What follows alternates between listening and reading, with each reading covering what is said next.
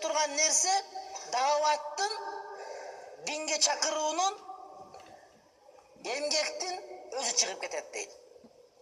Илгери болгон урматтуу бир тууганым.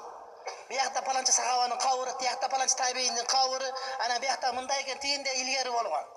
Ал жок болуп кетти кийин. Үммөттүн жашоосунан биринчи мына ушул даават чыгып кетет.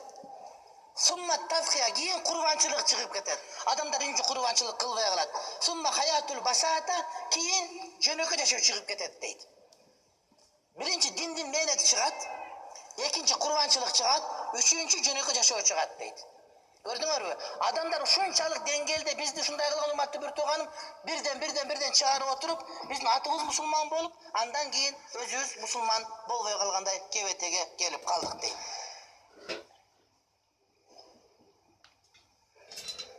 Адамдар азыр ушунчалык деңгээлде болуп калды урматтуу бир туугандар. Эгерде бир баласы арак ичип келсе, аны урушат, арак ичип келди деп урушат аны мисалы үчүн. Намаз кылган адамдар да булар мусулман адамдар. Эгерде кызы боюна болуп калса зынадан аны урушат урматтуу бир тууганым. Бирок андан дагы важип болгон.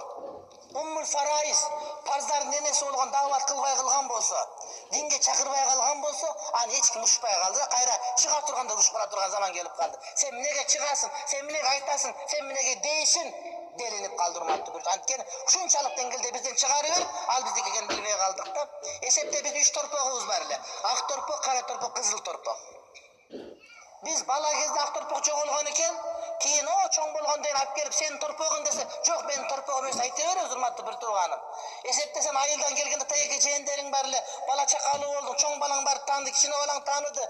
Андан жаңы төрөлгөн балаң таякең келсе, аны карап деле койбой тааныбайт, ал биздики эмес деп түшүнөт да.